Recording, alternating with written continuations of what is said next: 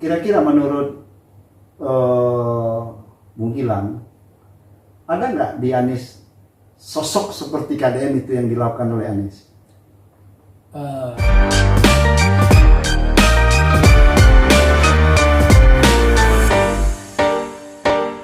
Selamat malam Bung Gilang. Selamat malam Bang Idris. Wah, jumpa lagi nih bersama Gilang ini. Kemarin beberapa bulan yang lalu kita bahas mahasiswa yang viral ya. Yang viral. Kader HMI bersama Kang Deddy Mulyadi. Kang Deddy Mulyadi. Kang Deddy Mulyadi lagi nih. Lagi-lagi beliau ya, namanya memang itu, mungkin Kang Deddy itu manusia super kalau kita lihat ya dalam kondisi saat sekarang ya. Bagaimana dia menjajaki sentuhannya terhadap masyarakat itu sangat luar biasa hari ini.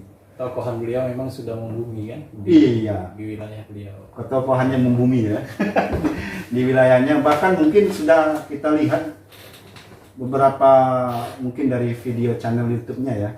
Deddy Mulyadi, ribuan komentar itu ya kan. Ya. Itu hadir dari berbagai daerah. Ini sangat luar biasa. Mungkin oleh karena faktor beliau itu memang bergerak seperti yang disampaikan oleh Dr. Arfai, itu dia bergerak secara otodidak. Ya kan? Dan insya Allah gerakan itu ya murni dan alami. Mudah-mudahan, karena harapan rakyat kan seperti itu yang diharapkan sebenarnya ya. Baik, Bung Gilang. Ya. Ngomong-ngomong ini, mampir lagi di studio kita nih, saya dengar ini. Iya. Rupanya saya selidiki Bung Gilang ini pecinta salah satu katakan tokoh publik ya. Ya. Dan hari ini saat ini menjabat sebagai Gubernur DKI. DKI Jakarta. Ya. Iya, kirain pecinta Kang Deddy, rupanya pecinta. Tapi cinta juga sama Kang Deddy nak? Cinta dong. Setiap anak-anak muda yang memiliki figur, tokoh, pikiran, gagasan yang baik, saya pikir kita semua cintai. Harus kita cinta ya. Itu dia yang penting. Ngomong beliau ini teman-teman salah satu aktivis juga dan kader AMI juga.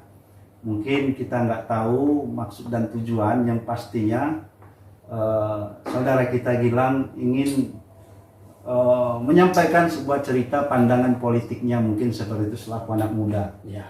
Ya Gilang ya. Kalau begitu saya jawab, kita tantang Gilangnya, ya kan? Bagaimana kita mengukur kekuatan? Mengukur kekuatan. Sekarang kalau Om Gilang membahas tentang Anies Baswedan dengan karya-karya nyatanya mungkin sebagai Gubernur DKI, mungkin coba kita imbangi dengan Kang Deddy Mulyadi yang aktif di bawah, yang menyentuh masyarakat. Apakah bertemu nanti secara secara kebersamaan memang saling membutuhkan? Mungkin di sisi lain Kang Deddy masyarakat membutuhkan sentuhan, di sisi lain Anies Baswedan membutuhkan secara kebijakan. Begitu kira-kira. Betul, antara regulasi dengan eksekusi di lapangan seperti itu. Kayaknya klop sepertinya gitu ya. Baik Bung Gilang, kira-kira yang Gilang ketahui tentang Abang kita Anies Baswedan mungkin, sosok beliau itu seperti apa? Sebelumnya saya berterima kasih juga untuk Bang Idris, ini kali kedua saya diundang di Bincang Kito. Iya. Selalu ya alhamdulillah pasca pertemuan kita pertama sampai saat ini banyak sekali saya lihat tuh tokoh-tokoh muda yang kemudian juga hadir di sini. Iya, sangat banyak. Sangat banyak dan alhamdulillah semakin bertambah ini ya kan. Iya. Gagasan-gagasan ke depan.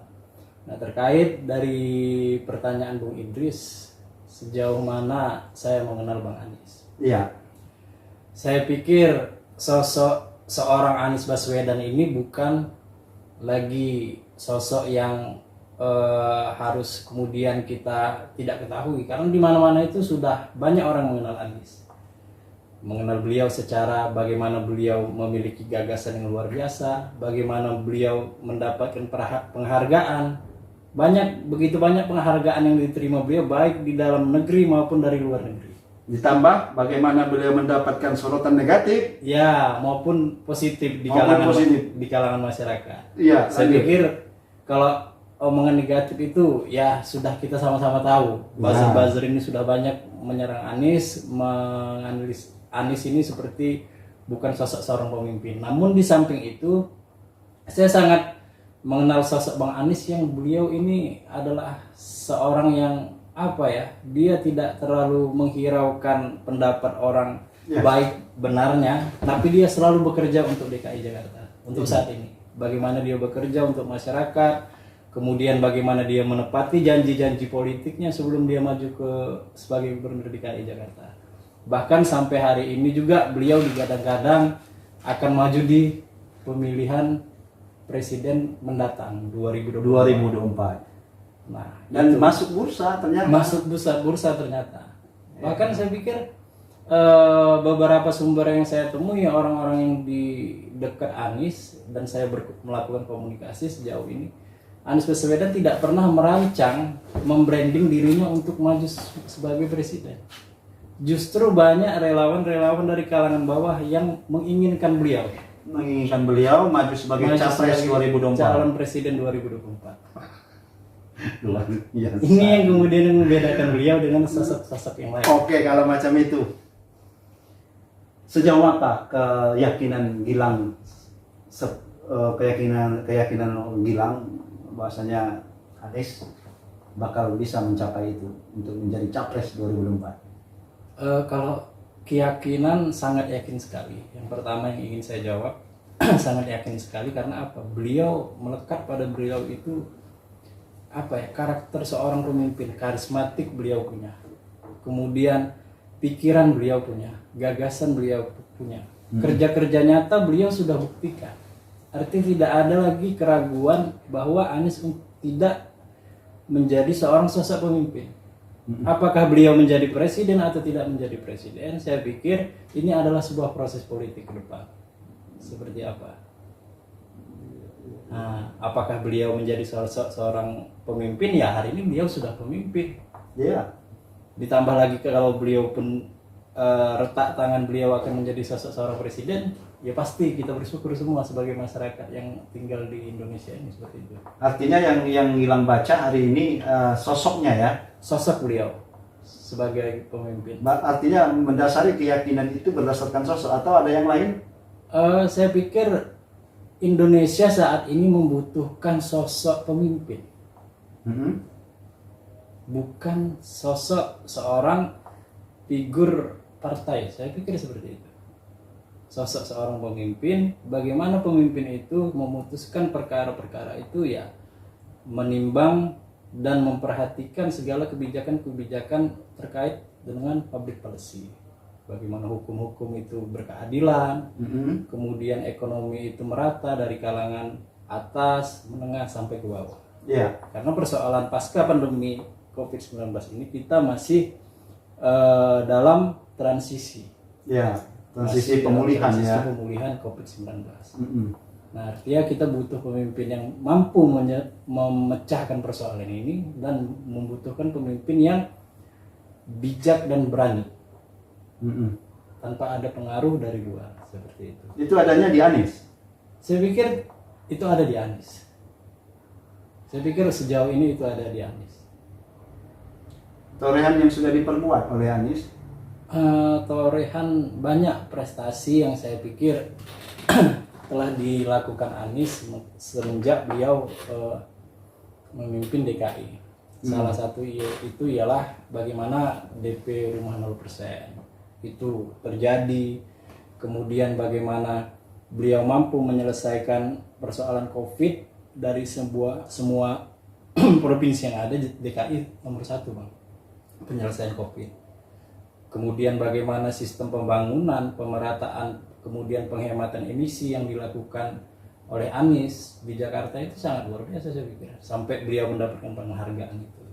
Artinya kebijakannya sangat signifikan ya, artinya selama beliau menjabat sebagai gubernur DKI. Iya, kalau plus minus pasti ada. Siapa sih pemimpin daerah yang tidak memiliki plus minus seperti itu? Masih memiliki ya. Pasti memiliki, baik itu presiden, kepala daerah, gubernur, bupati dan seterusnya. Ya, artinya kan ini netizen tahu sendiri lah. Tahu sendiri. Bilang Benar. mana ini menjadi sorotan Anies. Ya, mohon maaf ini tidak hanya saja kebaikan Anies, tetapi kejelekan Anies pun diungkap dan dibongkar semuanya ini. Dibongkar semua. Betul. Ya kan? Tapi seorang Anies, mungkin salah satu pengagum Anies Baswedan ya. Ya. Di Jambi ini teman-teman, ini orangnya Anies ini. Kupikir tadi orangnya Kang DM.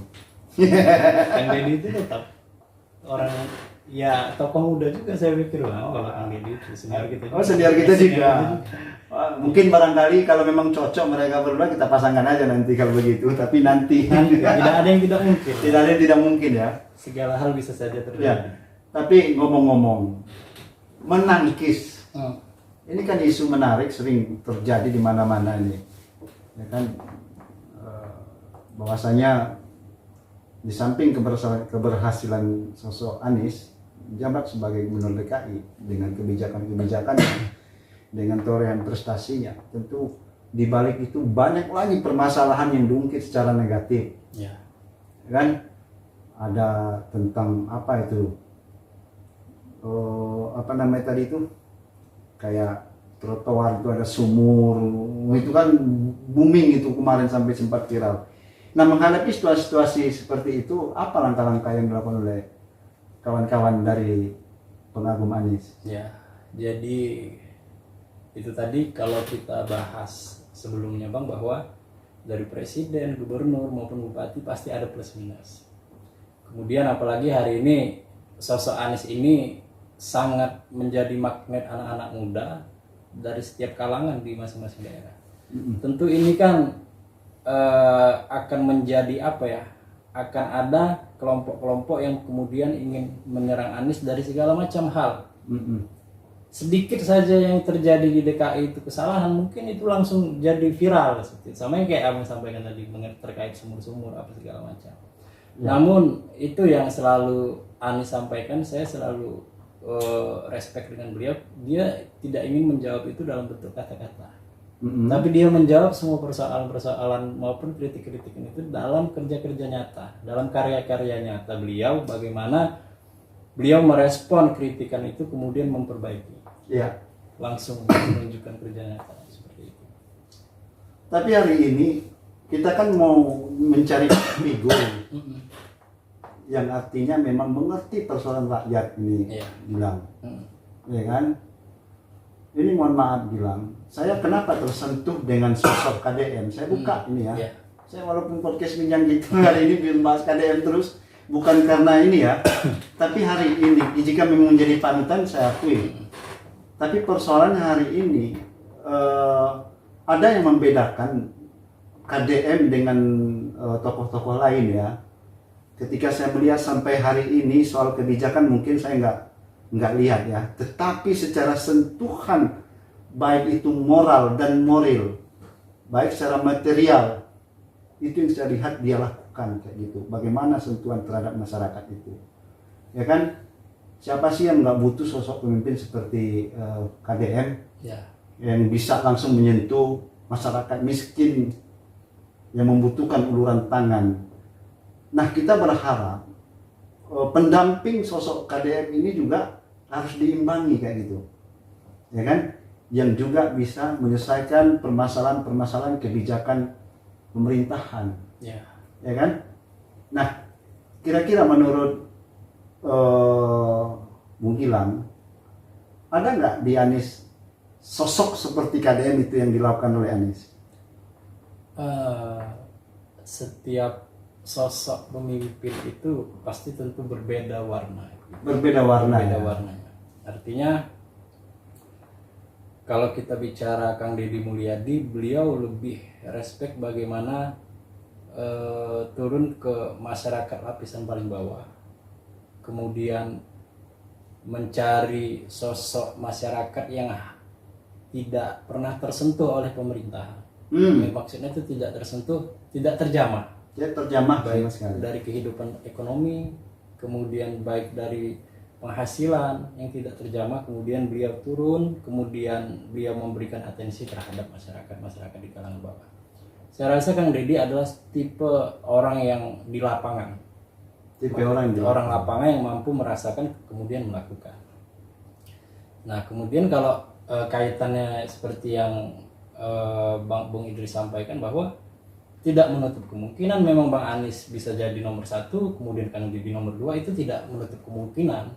di Iya. dalam politik. Saya Dalam pikir politik, di dalam ya. politik seperti itu. Heeh. Di samping Bang Anies memiliki figur yang cerdas, bijaksana, karismatik, kemudian didamping oleh Kang Deddy sebagai sosok yang mampu turun ke lapisan masyarakat yang paling bawah, mampu merasakan, mampu melakukan. Ini adalah pasangan yang saya pikir ideal Mm-mm. dalam konteks individu-individu seorang karakter pemimpin ini tadi, Bang. Gitu. Namun hari ini kita perhatikan banyak lahir tokoh-tokoh pemuda, namun itu tadi persoalan bahwasannya ketika dukungan masyarakat ini datang, tapi bagaimana dengan partai seperti itu? Lagi-lagi persoalan di situ. Maka memang kemudian harus masyarakat bersama-sama membangun pola maupun dinamika politik di 2024 ini, bagaimana masyarakat mencari seorang sosok pemimpin. Ya. Gitu. Artinya peristiwa politik itu adalah hal yang lumrah memang di dalam dinamika politik, baik pilpres, pilgub dan sebagainya. Tapi banyak masyarakat hari ini menginginkan bagaimana tuntutan, bagaimana permintaan masyarakat ingin sosoknya ini sebagai pemimpin. Nah, dinamika politik ini juga harus disikapi oleh partai-partai yang ada. Saya kira seperti itu. Ya, salah satunya benar karena hari ini yang kita lihat mereka ini kan masuk lulus daripada survei ya, yang kita lihat kelembagaan ya, di kelembagaan survei. Anies nomor berapa? Anies urutannya 2, 3, 2, 3, 3, 2, Iya. urutan naik ya. Betul. Di situ ada Pak Ganjar Pranowo juga Ada ya. Ganjar juga di situ. Mm-mm. Namun kadang-kadang ada di urutan 1 juga Bang Anies gitu. Oh, bisa, kadang nomor 1 juga ya. Karena dia ada nomor 1 juga. KDM juga mungkin bisa menyusul. Bisa menyusul seperti itu, Bang. Cuman kan kalau kita perhatikan dari hasil survei ini, ya gimana ya? Iya. Apa namanya tuh? Kita percaya hasil survei itu adalah landasan. Landasan. Namun secara realitas di lapangan juga kita harus kemudian tahu bagaimana, apakah benar.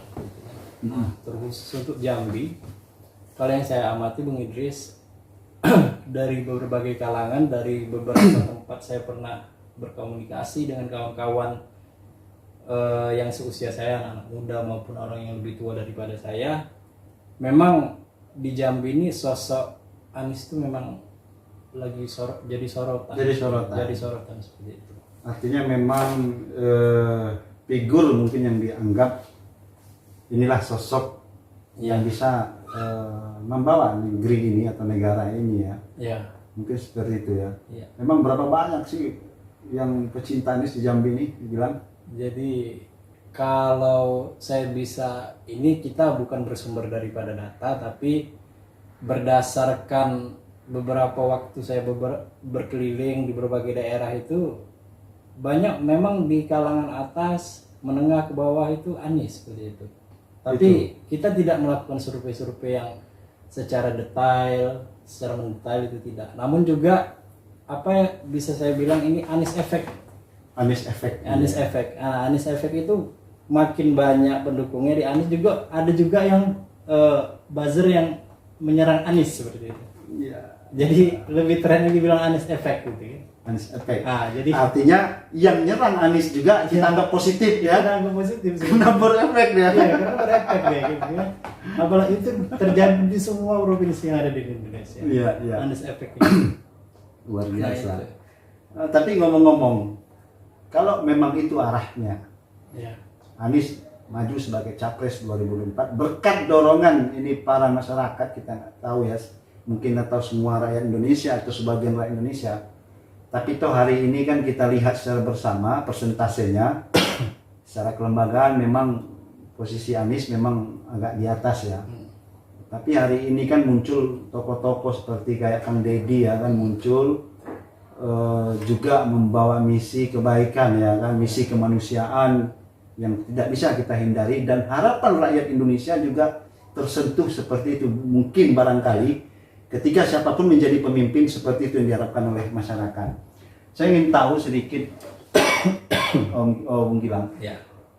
bicara Anies, yakin kita mau maju dia sebagai capres. Kira-kira ya keyakinan teman-teman ini yang pecinta Anies Ya.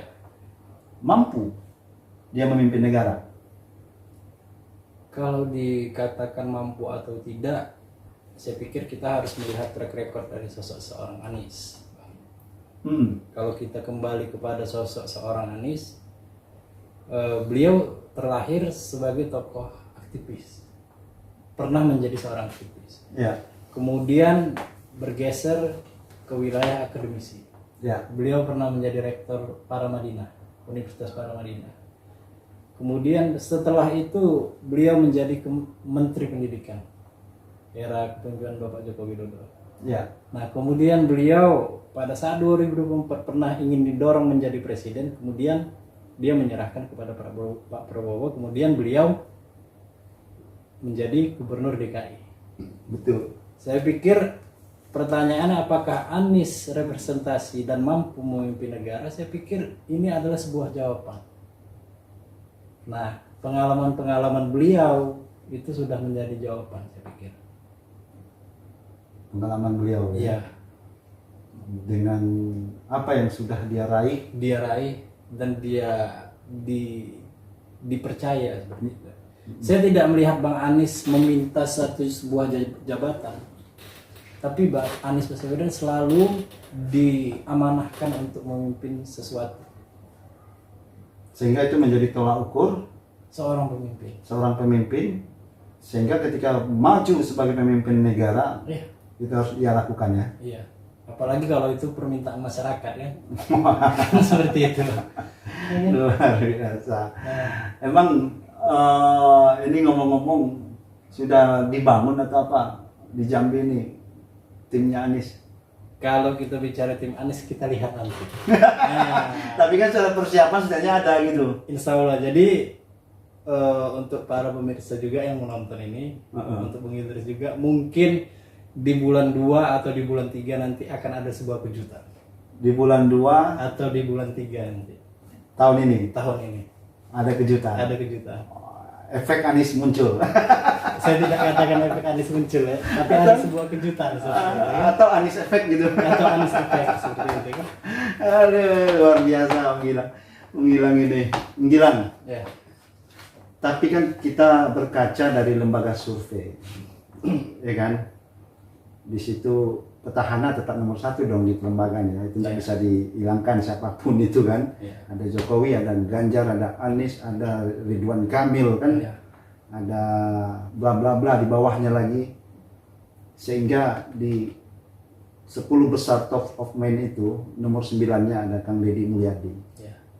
Saya mau nanya ini, andai kata ini di antara sebanyak itu, ini kan kita cerita ini pola ini ya, sebanyak itu, andai kata ini Anies maju capres nomor 1, dia nyari wakil siapa di antara itu?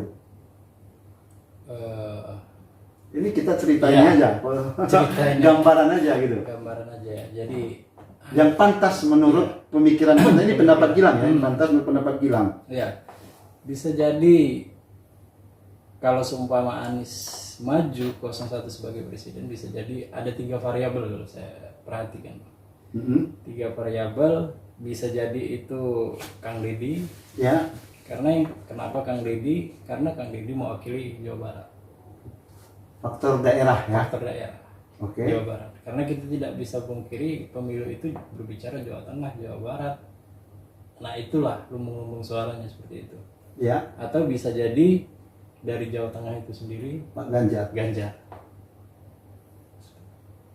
Kalau misalnya Ganjar Mau itu nomor 2. mau jadi nomor 2. Tapi dia nomor 1.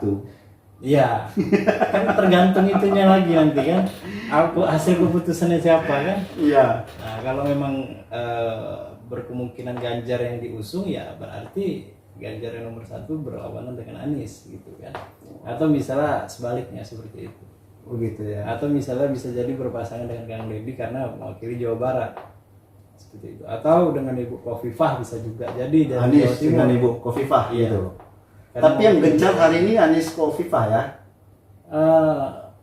pada itu saya pikir proses politik, Bang. Proses politik ya. Proses politik, prinsipnya Anies sosok seorang terbuka. Saya pikir tidak ada penyekatan antara dinamika politik suka tidak suka, mau tidak mau, tapi Anies selalu terbuka bagaimana demokrasi ini berjalan. bahwa kompetisi siapapun yang menang dan kalah itu adalah konsekuensi daripada politik, kompetisi politik. Saya kira seperti itu. Seperti itu. Ya. Ini kan bagus Bang sebenarnya, banyak sosok-sosok muda yang lahir, artinya demokrasi di Indonesia ini semakin lama semakin keterbaikan. Jadi kalau misalnya pemilu di Indonesia ini hanya 2 calon, saya pikir belum begitu sehat, tapi namun tidak dikatakan demokrasi tidak ideal. Tapi sebaik-baiknya demokrasi kalau bisa memang yang maju di Pilpres ini ada 3 calon, 4 calon. Nah itu lebih menarik saya pikir. Lebih menarik. Lebih menarik. Artinya memang demokrasi kita berjalan sebagaimana yang kita harapkan. Luar biasa ini. Luar biasa. Begitu Idris. Tapi yang kita lihat hari ini inilah perkembangannya ya. Ya. Artinya tidak menutup kemungkinan barangkali Pilpres ke depan ini bisa mungkin jadi 3 pasang atau 4 pasang, bisa jadi. Amin. Itu yang kita harapkan. Kita harapkan semuanya. Baik, Bung Ilan, sedikit aja nih mungkin untuk penutup kita lah ini ya. Ya. Kita kan berharap Pilpres ini berjalan dengan baik, ya kan, lancar, tidak ada tendensius permusuhan. Ya. Baik itu kandidat A, baik itu kandidat B. Ya. Kita kan mau demokrasi ini berjalan dengan mulus. Benar. Ya kan? Anda seorang pendukung Anies, tentu mempunyai pesan-pesan yang khusus agar tidak ada kekisruan menghadapi Pilpres ini. Apa yang mungkin disampaikan? Kalau kita belajar peristiwa politik di tahun sebelumnya, bahwa mari kita menjalankan proses politik di 2024 ini dengan menghindarkan yang namanya politik identitas. Artinya setiap sosok itu mewakili semua agama. Setiap sosok itu adalah mewakili bangsa Indonesia. Dan siapapun yang jadi presiden itulah orang yang kita pilih.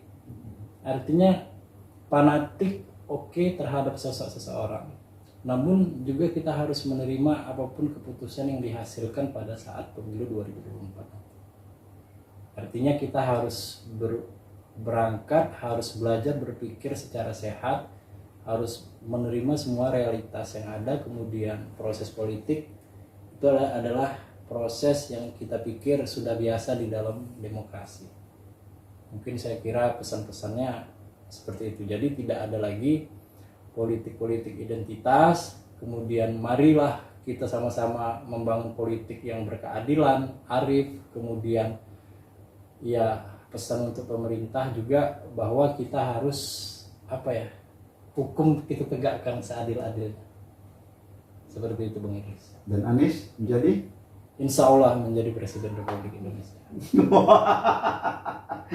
Dan juga mungkin saya juga penutup ini. Iya. Kita berdoa bersama-sama. Iya. Saya juga insya Allah KDM juga mungkin menjadi capres atau wacapres 2024 juga langgeng gitu. Iya, betul Bang. Mungkin bertemu di 2024. Kita doakan kalaupun memang mereka bisa bersama, syukur alhamdulillah. Kalau sudah berjodoh itu manusia nggak bisa ngalangi Bang. Makanya kalau misalnya berjodoh antara Anies dengan Kang Deddy ini kan peristiwa yang luar biasa jadi ya kan. Tapi kalaupun tidak, kita serahkan dengan yang di atas. Iya. Artinya semua kita berkehendak berjalan dengan lancar. Begitu Bung Gilang ya. Siap, betul Bang. Ini dia teman saya Bung Gilang. Inilah yang kita harapkan, pilkada damai, tidak ada sensi-sensian, ya, tidak ada istilah-istilah maaf ini kata-kata cebong atau apa itu ya kita hilangkan. Iya betul. Baik Bung Gilang, selamat malam waktunya nih. Terima kasih. Selamat malam Bang Idris.